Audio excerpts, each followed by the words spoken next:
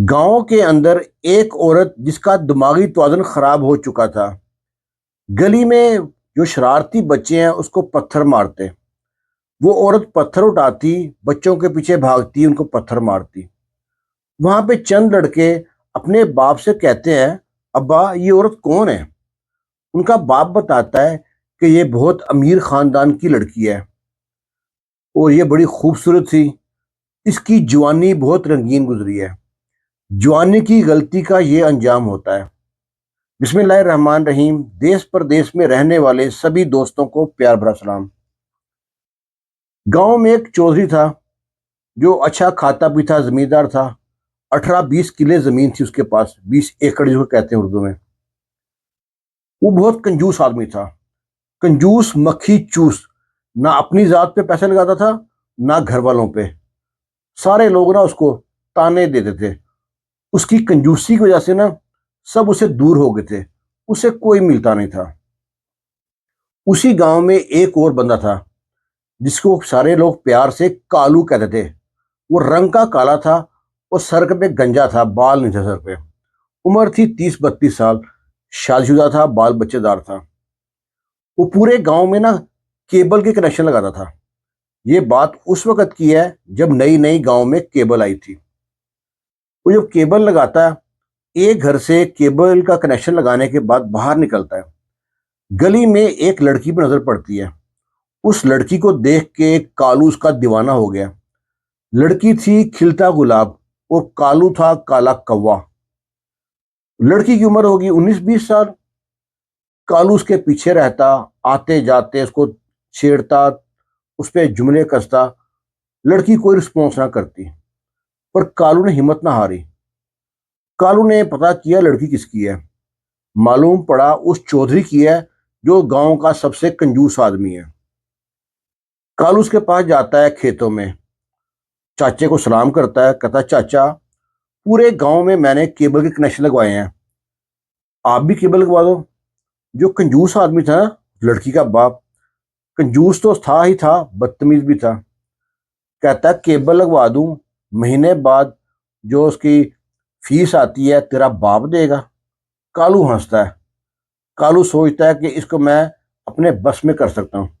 कहता है, चाचा, तू मेरा लाडला चाचा है, गांव में सब लोग आपस में जानते होते हैं, तो मैं तुझको केबल फ्री में लगा दूंगा। हिसाब किताब मांगूंगा, मैंने देना हिसाब किताब, मैं तेरा नाम हिसाब में लिखूंगा ही नहीं। तू जब तक चाहे फ्री में केबल इस्तेमाल कर। वो जो चौधरी था, कंजूस आदमी, उसे बड़ा अच्छा लगा, केबल मिल रही है फ्री के अंदर। वो कहता है, जा फिर लेके आ तार, लगा मेरे घर में कनेक्शन। कालू बड़ा खुश होता है कि मौका मिल गया उस घर में घुसने का जिस लड़की को मैं पसंद करता हूँ। वो केबल शेबल लेके आता है और उस चौधरी घर में जाता है और हर कमरे में झांक के अंदर देखता है लड़की कहाँ पे है। एक कमरे में लड़की नजर आ जाती है। लड़की पढ़ाई कर रही है। लड़की नजर पड़ती है कालू के ऊपर। तो सोचती है, ये मेरे घर में कैसे आ गया? बाद में मालूम पड़ा ये केबल कनेक्शन करने आया है। लड़की भी खुश होती है, चलो घर में केबल लग जाएगी। ये केबल सही से शिफ्ट नहीं करता, लूज छोड़ देता है। हर 2-3 दिन बाद घर में चक्कर लगाता रहता है। लड़की पीछे दीवाना था। वो लड़की को हासिल करना चाहता था, लड़की को नहीं बल्कि उस जिस्म को, उसको। लेकिन लड़की ने उसको लिफ्ट ना कराई। कालू ने फिर भी हार ना मानी। अब कालू क्या करता, डेली सुबह उठता, उस लड़की के बाप के पास आता। क्योंकि जो उसका बाप था ना, वो कंजूस आदमी था। उसने अपने खेतों के लिए कोई नौकर नहीं रखा हुआ था। भैंसों का वाड़ा था, उसमें भी खुद ही काम करता, खुद ही चारा काट के डालता, खुद सफाई करता, नहलाता धुलाता, दूध निकालता उनका। ये सुबह सुबह आता चाचा के पास कि मैं मसवाक करने बाहर निकला था, तो मैंने देखा आप काम कर रहे हो, चलो मैं हेल्प कराता हूँ। उसकी भैंसें बाहर बांध देता, गोबर साफ करता, उसका चारा ला के देता, भैंसों का दूध निकालता। करते करते 1.5-2 माह गुजार दिए। चौधरी बड़ा हैरान होता है कि ये फ्री में नौकर मिल गया है, मेरे घर में केबल भी लगा के दिए फ्री में, मेरा काम भी कर रहा है। चौधरी को समझ नहीं आई ये किस चक्कर में है। लो जी, और डेली ना फसलों में से फूल इकट्ठे करके बुके बना के उस घर के, चौधरी के घर में भी आना जाना जाना हो गया ना। हवेली भी घर के साथ थी। घर था, आगे हवेली थी, पीछे जहाँ भैंसे बांधते हैं वो जगह थी, और साथ ये कमरा था जिसमें तूड़ी रखते हैं, तूड़ी वाला कमरा था। और ना तूड़ी वाले कमरे में इसने हम ठिकाना बना रखा था। अक्सर शाम को सुबह फारिग होकर वहां बैठता था और लड़की के लिए डेली ना फूल इकट्ठे करके ना बुके बना के घर में उसके कमरे के पास टेबल पे रख देता था। अब ये कितना भी कोई सख्त दिल हो, आखिर लड़की थी, जवान हो रही थी, वो ना उसके प्यार में पागल हो गई। अब लड़की ने आहिस्ता आहिस्ता उसको रिप्लाई देना शुरू कर दिया, उसको देख के हंसती मुस्कुराती सलाम लेना शुरू कर दिया, हाथ मिलाना, हाथ में से गले मिलाना शुरू हो गया। 6 माह कालू ने इस पर मेहनत की। कालू ने सोचा अब मुझे अपनी मेहनत का फल खाने का जो वक्त आ गया, अब लोहा तैयार है कि चोट कब मारनी है। कालू का कोई दोस्त था मेडिकल में, उससे दवाइयां मंगाता है बेहोशी की, डब्बा पूरा मंगा लेता है और लड़की से कहता है ये दवाइयां छुपा के रख दो, जब तुम्हारे माँ बाप खाना खा लेना, तुम्हारा एक भाई भी है, तो खाने के बाद दूध पीते हैं, दूध में एक एक गोली डाल के दे देना और मैं तुम्हारा इंतजार करता हूँ तूड़ी वाले कमरे में, वहां पे आ जाना। अब लड़की को भी तड़प हो रही थी, उधर वो भी, दोनों बेकरार थे। लड़की ने खाने के बाद दूध में मिला के दे दिए उनको बेहोशी की गोली और तूड़ी वाले कमरे में आ गए। यहाँ पे आके कालू ने पूरी हसरत पूरी की और ना ऐसे मिलते रहे। अब तो डेली की आदत बन गई, खाना खाने के बाद माँ को, बाप को, भाई को दूध में डालती गोली, बेहोश हो जाते, ये आके उसके साथ ना रातें रंगीन करते। सिलसिला चलता रहा, महीनों नहीं सालों चलता रहा। आंढ गुआंढ के लोग भी बहुत बातें करते, लेकिन जो चौधरी था ना, वो कंजूस आदमी था। वो सोचता है कि मुझको फ्री में नौकर मिला हुआ है ना, लोग जलते हैं, मुझसे भाग ना जाए, उसे कुछ कहते ही ना। और वो जनाब उसके घर में, उसकी नाक के नीचे उसकी बेटी के साथ रातें रंगीन करता रहा। अब जो जो दवाइयां खाने से क्या हुआ, वो चौधरी को, उसकी बीवी को, उसके लड़के को ना, उसकी तबीयत खराब होनी शुरू हो गई, दवाइयों का रिएक्शन होना शुरू हो गया, क्योंकि रोज की आदत बन गई थी। तो लड़की माँ सोचती है मेरी बेटी जवान है, बेटा छोटा है, अभी शादी कर दूं, हम लोग बूढ़े हैं, पता नहीं कब अल्लाह को प्यारे हो जाए। रिश्ता ढूंढते हैं। कालू बड़ा परेशान होता है कि सोने का अंडा देने वाली मुर्गी मेरे हाथ से निकल रही है। कालू की नजर खाली लड़की पे नहीं थी, उस चौधरी की जायदाद पे भी थी, क्योंकि चौधरी कंजूस था। इसकी कंजूसी की वजह से ना इसके बरादरी वाले रिश्तेदार कोई भी इसे बात करना पसंद नहीं करते थे। और लड़की की शादी हो गई। जब शादी हुई है, कालू तड़पता रहता उसकी याद में। उसके ससुराल में जाता, कुछ सामान देने, जहेज छोड़ने भी जाता रहा, बाद में जहेज गया था, पर वो उनको तस्कीन ना मिले। ऐसे तो सामने देख लिया, अब जिस्मों का मिलाप नहीं हो रहा था। आखिर ना वो जो लड़की है, वो हामला हो जाती है, अपने शोहर के पास रहती है। तो जब वक्त आता है बच्चा का पैदा करने का, तो पंजाबियों में एक रिवाज है कि ना पहला बच्चा ना अपने पेके घर करना है जाके। वो आ जाती है अपनी माँ के घर में, वहां बच्चा पैदा करती है। तो कालू से कहता है देख, तू कितने साल मेरे साथ रही है, तू कितनी बार जो प्रेग्नेंट हुई है, कितनी बार तुम्हारा अबॉर्शन कराया है, एक बच्चा तूने अपने शोहर का पैदा किया है, एक बच्चा भी तुमने मेरा पैदा करना है। आज की देखिए इनकी कैसी है। वो कहती है ठीक है। लो जी, वो सिलसिला चलता रहा। वो चलेगी अपने ससुराल में, दोबारा आती है महीने के लिए। कालू तो उस घर में ऐसे आता था जैसे अपना घर है। कालू उसके साथ वहां पे रात रंगीन करता है। वो लड़की रुकती है वहां पे महीना एक। वो जब हामला होती है तो वापस जाती है अपने ससुराल में, वहां वक्त पूरा करती है। और जो ही बच्ची बच्चा पैदा करने का वक्त आता है, दिन नजदीक आते हैं, वापस आ जाती है अपने मेके में। यहाँ पे आके बच्चे को पैदा करती है। पहला भी बेटा था, दूसरा भी बेटा होता है।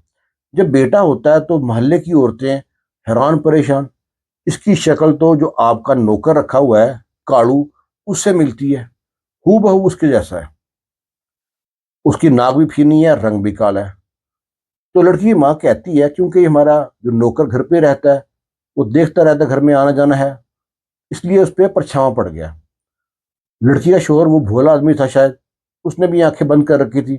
वो कहता वाकई सही कह रहे हैं। लो जी, अब वो लड़की चले गई वापस अपने ससुराल में।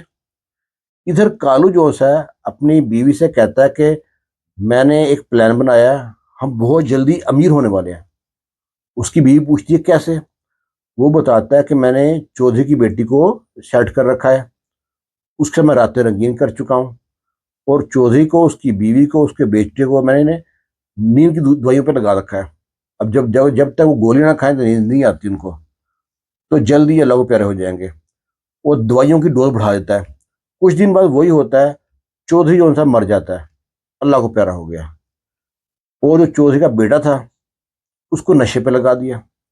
वो नशे में ऐसा मस्त हुआ है ना कि नशा पी के दरबारों पे, दरगाहों पे पड़ा रहता है।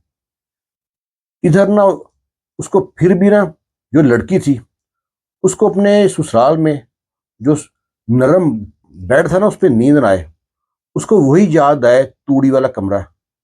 वो भी बार बार आती और कालू से मिलती, और कालू को भी उसकी याद रहती थी। कालू सोचता है कि इससे ना एक तरीका है इससे को हासिल करने का। मैं सारी जिंदगी इस लड़की को अपनी रखियल बना के रख सकता हूँ, इससे कोई बंदा भी शादी नहीं करेगा। वो क्या करता है, उसके शोहर को कोई तीसरा बंदा बन के फोन करता है। उससे कहता है कि तुझको मालूम है, जो तेरा पहला बेटा है उसका तू बाप है, जो तेरा दूसरा बेटा है काला सा है, उसका बाप तू नहीं है, उसका बाप वो शख्स है जो उस लड़की घर का नौकर है। तुझे नहीं यकीन तो टेस्ट करा ले। लो जी, ये कह के फोन बंद कर दिया कालू ने। उधर मियाँ बीवी में नोक झोंक शुरू हुई, लड़ाई हाथापाई तक काम पहुंच गया। रिश्तेदारों ने, दोस्तों ने, अहबाब ने कहा आजकल तो आसान तरीका है, टेस्ट करा लो, डीएनए टेस्ट करा लो। लो जी, दोनों बेटों का और बाप का टेस्ट होता है। पहला बेटा उसका है, दूसरा बेटा उसका नहीं है।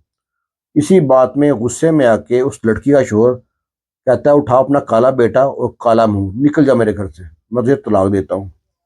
उसको तलाक दे घर से निकाल दिया। वो अपना सा मुंह लेके मेके आ गई अपने माँ के पास। इधर कालू को खुली छूट मिल गई। अब दिन हो या रात, जब चाहे उसको लेके किसी कमरे में घुस जाता, अपनी जो सी है ना ख्वाहिश पूरी करता। इधर कुछ दिन बाद क्या होता है कि कालू ने उसकी माँ की भी डोज बढ़ा दी। ऐसी दवाई देता कि वो ना कुछ दिन बाद उसकी माँ ही फोत हो गई। माँ फोत हो गई, बाप पहले फोत हो गया, भाई को नशे पे लगा दिया। पीछे रह गई ये। पूरा माशरा, पूरा मोहल्ला थू थू करता कि तू को तलाक हुई है, तूने कालू के साथ मुंह काला किया है, कालू का बच्चा पैदा किया है। और ऐसे ताने सुनते रहती जब भी बाहर बाहर गली मोहल्ले में निकलती। और कालू ने उसको रखेल बना रखा था, दिन हो रात हो उसके साथ अपनी तस्कीन पूरी करता। वो लोगों के ताने सुन सुन के वो पागल सी हो गई। कालू उसको मारता पीटता, घर के काम कराता। ऐसे ही मार पीट में उसका बच्चा जो था ना, जो जो कालू से पैदा हुआ था, वो ही फोत हो गया। और वो उसके गम में और जला लोगों की तानों के गम में ना पागल सी हो गई। अभी इतनी उम्र नहीं हुई थी, और वो घर से बाहर निकल जाती, थड़ियों में बैठी रहती। लोग तरह तरह की बातें करते, वो पत्थर मारती लड़कों को, बच्चों को। और ऐसे करते करते ना कालू ने पूरी जायदाद पे कब्जा कर लिया। और कैसे भी करके को पेपर बनवा के पटवारी से मिलके जायदाद 18-20 एकड़ अपने नाम करा दिए। कंजूस बंदा ना अपने आप पर कुछ लगाता है और ना किसी और पर लगाता है। अब वो जमीन का मालिक कालू बन गया। और वो औरत जिसने जवानी में गलती की, जिसे जवानी कंट्रोल ना हुई, और एक बार गलती होती, एक बार, कई साल लगातार हर रात मिलते रहते थे। उसकी वजह से वो अपने माँ बाप को दूध में, खाने में दवाई देती, वो बेहोश हो जाते। अब वो ये हाल है, गलियों में उसको बोलो बच्चे पत्थर मारते हैं। वहां पे एक आदमी था जो अपने बच्चों को एक कहानी सुना रहा है। और मैं भी आपको कहानी सुनाने का मकसद ये है कि आपको ये पता होना चाहिए, जब आपकी बहन बेटी जवान हो रही है, आपने घर में किसको लेके आना है, किसको नहीं लेके आना। किसकी आंख में सूअर का बाल है आपको पता नहीं चलता। बड़े मीठे मीठे बन के आपके घर में दाखिल होते हैं, जैसे कालू दाखिल हुआ था। 6 माह नौकरी की, और 6 माह नौकरी के बाद उसकी लड़कियों की ने कितने साल इस्तेमाल किया, और 18-20 एकड़ का मालिक बन गया। अल्लाह ना करे किसी के साथ ऐसा हो। आप अपनी राय जरूर दीजिएगा।